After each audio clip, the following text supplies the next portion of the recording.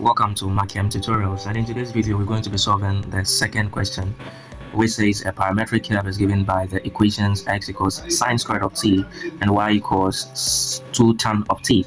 So we've already solved the first question on our YouTube channel, and if you've not seen the first question, kindly do so to watch the video on our channel. And in today's video, our main focus is on the question number 2. And the question number 2 focuses on parametric equations. But before I begin solving this question, I'm going to first of all explain to you what a parametric equation is. So when we say a parametric equation, so it is an equation that depends on a function, on a variable. So let's say that if you're having two equations, say x equals f of t, that is to say that the x is dependent on the t, and we're having another equation y which is also dependent on t. Then we term these two equations as parametric equations. It means that the both equations, that is equation 1 and equation 2, they both depends on the same variable t. And in this case, then we are having a parametric equation. Now, how do we find the derivative of a parametric equation? To find the derivative of a parametric equation, first of all, like a situation like this, we need to first of all find the x, the t. That is, we have to differentiate the first function with respect to t. So we differentiate the first function with respect to the variable it depends on, and we do same to the second one, dy dt. We differentiate the second one with respect to the variable that it depends on, and we can see that it is a t. And when that is done, we find dy dx.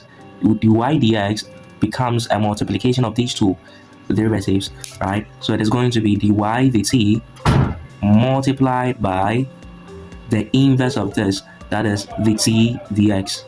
Do you get it? dt dx. And when you see this carefully, you're going to know that the dt is going to cancel the dt. So in all, we are still having dy dx. I hope that is clear. So this is the principle that we're going to apply to find solution to this question, right? Good. So the question says that show that dy dx is equal to 1 divided by sine of t and cos cube of t. So we are going to solve this question together. Follow through, let's solve it. Good. Continuing, we have to first of all write what x is, and we also have to write what y is. So from the question, you can see that our x function is equal to sine squared of t, and our y function is equal to 2 tan of t. And as I explained to you over here, we need to find dy dt. So we're going to find dy dt. We're going to find dy dt, and we're also going to find dx dt. And inverse of dx dt is dt dx, right? When we turn dx dt upside down, we're going to have dt dx, right? So let's solve dx dt here. You can see that this x function can be written as sine of t all squared. And with this, we are going to apply the chain rule in solving this question. What does the chain rule say? The chain rule says that if we are having a function and within the function there is another function like this, in order for us to find the derivative of this function, right? The derivative d dx, the derivative of this function, it is equal to we differentiating the outer function first, right? Then after differentiating the outer function, we multiply by the derivative of the inner function. I hope that is clear. So that is exactly what we are going to apply to this. So that is to say that dx dt is equal to, when we differentiate the outer function, we're going to have what? 2 sine of t. Now we are going to differentiate the inner function. When we differentiate sine of t, we're going to have a cos of t. That is to say that dx dt is equal to 2 sine t cos t. So we are going to write down that one here. Good. So continuing, we're going to have that now dx dt will be equal to 2 sine of t and cos of t, right? Now we are done with this. We are going to find the derivative with respect to t, dy dt. So then if we are finding dy dt, y is equal to 2 tan of t. So we want to find dy dt, but before then we have to know what we're going to get when we differentiate a tan of t. So first of all, we're going to find ddt of tan of t. Maybe some of you might not know. So we know that tan of t is equal to sine of t divided by a cos of t. And if we are differentiating this, if we are finding ddt of tan of t, ddt of tan of t will be equal to, we apply the quotient rule, which says that if we are having one function divided by another function, we're going to differentiate the upper function, we multiply by the lower function, minus we're going to differentiate this, right? Then we multiply by the other one, all divided by v squared. So that is the same concept we are going to apply when we multiply when we multiply, sorry, when we differentiate the upper function sine t, we are going to get a cos t. When we multiply by the denominator, we are going to get a cos squared of t. Now, when we differentiate the lower function, right, we're going to get a negative sine of t. Then when we multiply by the upper one, we're going to get a negative sine squared of t. But remember, the formula says minus, so this side is going to be a positive, all divided by cos squared of t. That is when we square cos t. And we remember that according to the trigonometry identity, cos squared of t plus sine squared of t is going to 1. So we're going to have 1 out of cos squared of t. And when this is simplified, we are going to get 1 all over cos of t all squared. Squaring this, we're going to have, we know that 1 over cos of t is the same as sec squared, sec of t. So then when we square this, we're going to get what? A sec squared of t. That is to say that when we do ddt of tan of t, when we differentiate a tan, we are going to get sec squared of t. Now that is clear, we can now find dy dt. Differentiating dy dt, we're going to have 2 sec squared of t. Do you get it?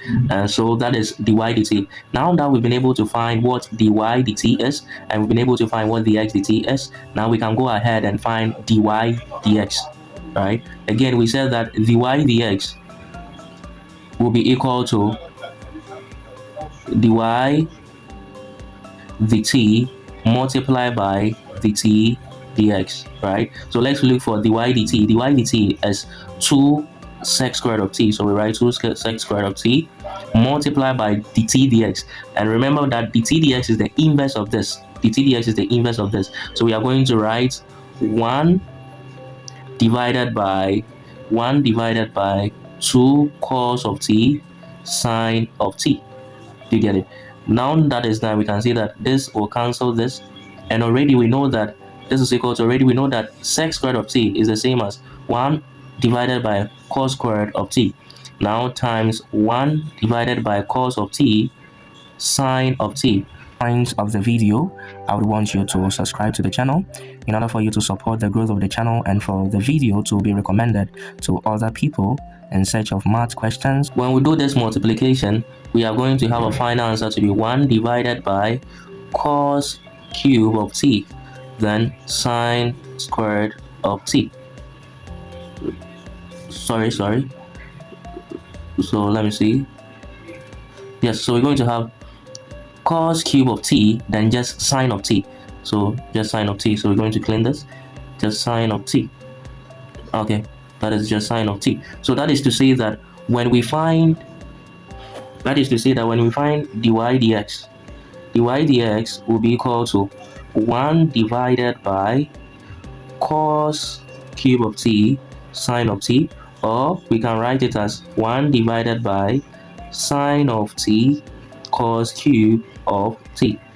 I hope that is clear. So we are done with the I, and in order for us to know that what we've solved is the correct answer, we are going to leave this and compare it to what the question demands us to do, right? So let's go back to the question to see, and let's write the solution here. Good. So then you see that the first question says that show that dy dx is equal to 1 over sine t cos cube of t, and that is exactly what we've done here. You get it? So now we are going to solve the II. The II says that show that d squared y out of the x squared is equal to this expression, right? So that is exactly what we're going to solve. But before that, I would want to explain something to you. In order for us to solve II says that we should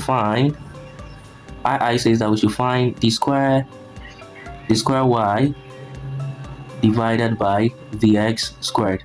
That is what we are finding. We are to show that it is equal to some expression, right? So in order for us to do this is what we are going to do. But before, let's pay attention to this. Because y and x depends on t, most people will be tempted that in order for us to find the square y out of the x squared, they are just going to do a second derivative of the function dy dx. They are going to do a second derivative. That is to say that they are going to differentiate these functions again. When you do that, you are not going to get the answer, or the answer that you're going to get wouldn't be complete. Do you get it? So for parametric equations, right, if you want to find this higher derivative, if you want to find higher derivative of a parametric equation, if you want to find higher derivative derivative of a parametric equation, take note of this. So let's say that we want to find d and y of the xn.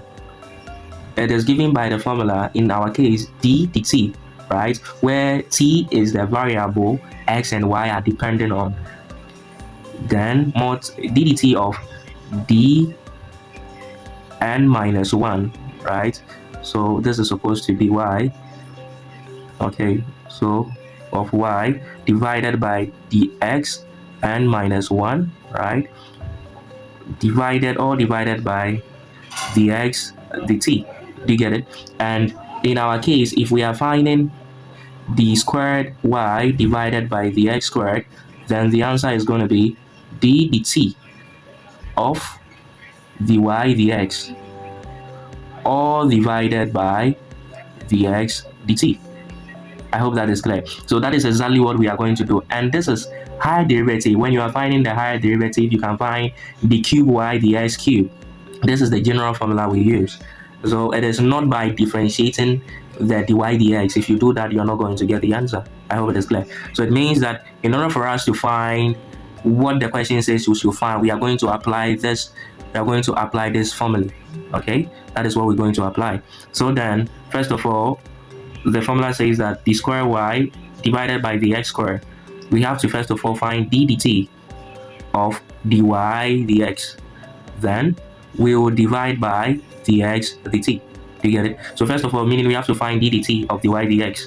And what is dy dx? dy dx is what we had here. Do you get it? So we're going to find d dt of that. And if we are finding d dt of that, let's do that here.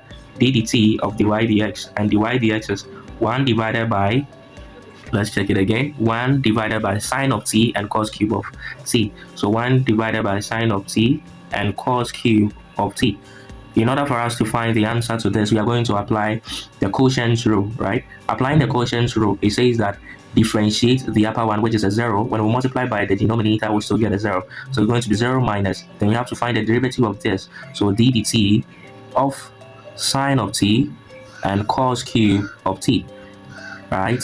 All multiplied by 1. So when we multiply by 1, we get the same thing, divided by the denominator, which is what? Sine of t, then cos cube of t, all squared. Do you get it? So then we have to know what d dt of sine of t cos cube of t is going to give us. So we're going to solve that separately. So we have to find what d dt, right? d dt of sine of t and cos cube of t, what this is going to give us. And in solving this, we're going to apply the product rule. And what does the product rule say? Product rule says that if you're having two functions and you want to find the derivative, in our case d dt, then first of all we have to differentiate the first one, multiply by the second one plus the inverse. All right, we differentiate the second one, we multiply by the first one, then that is all. Okay, I was about to write over, but it is not division. So this is the product rule. So this is the concept we are going to apply. So d dt of sine of t and cos cube of t. When we differentiate the first one, we are going to get a cos of t. But when we multiply by this cos of t, we are going to get cos to the power 4 of t. Then plus, we are now going to differentiate this one. And remember, cos cube of t, right? If we differentiate cos cube of t, this is the same as cos of t. This is the same as cos of t all to the power 3. Right? So we are going to apply the quotient rule, and this is going to give us 3 cos squared of t. Then we differentiate the inner. The inner gives us a negative sine of t. Do you see that? So that's the same concept we are going to apply. So when we bring that here, we are going to have 3 cos squared of t, then negative sine of t. But remember, the function, we multiply by this. After differentiating this, we have to multiply by this. So multiply by a sine of t. Right? So going down, we are going to have that this is equal to cos to the power 4 of t. Then when we simplify this, we're going to have negative 3 sine squared of t multiplied by a cos squared of t. Good. So that is to say that when we find a d dt of sine t cos cube of t, this is what we are going to get, right? And remember that we have to substitute what we just found into this equation. So that becomes the numerator. You get it? That becomes the numerator of this. So we're going to substitute this. into it. Do you understand? So upon substituting, we're going to substitute it here, right? So upon substituting, we are going to find out that, so let's, upon we were solving d dt of dy dx, right?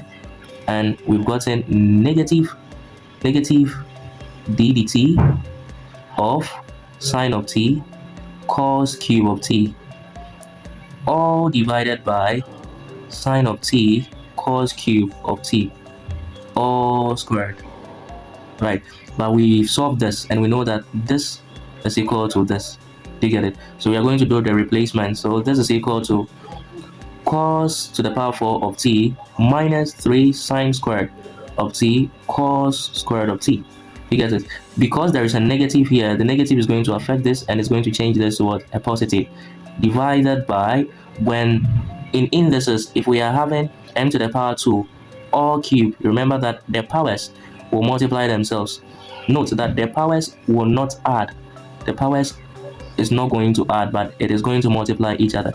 You get it? So we are going to apply that same concept here. So we're going to have sine squared of t, then cos to the power 6 of t.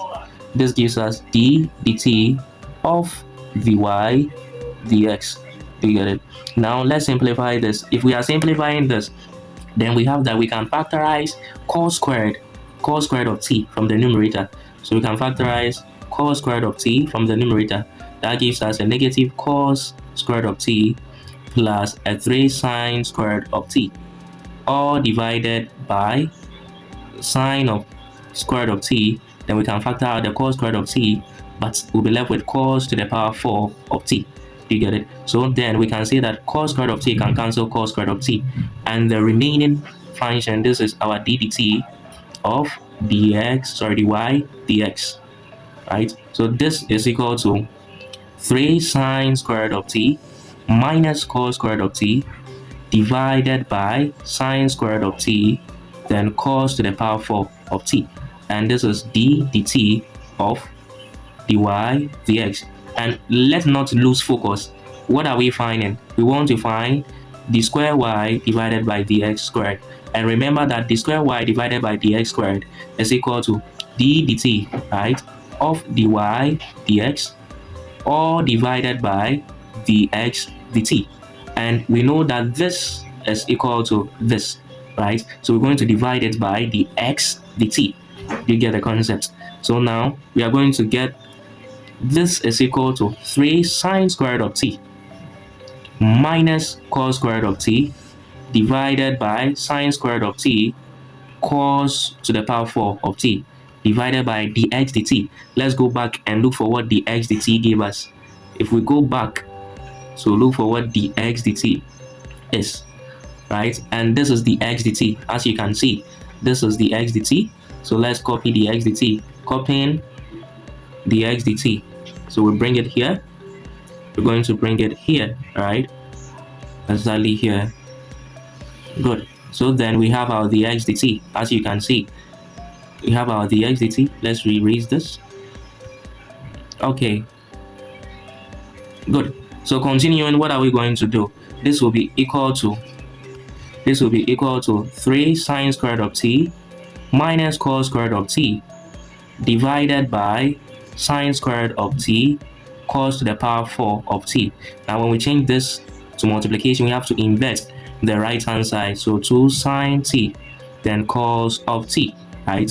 Now on simplifying, we're going to have the numerator multiply each other. We're going to get 3 sine squared of t minus cos squared of t.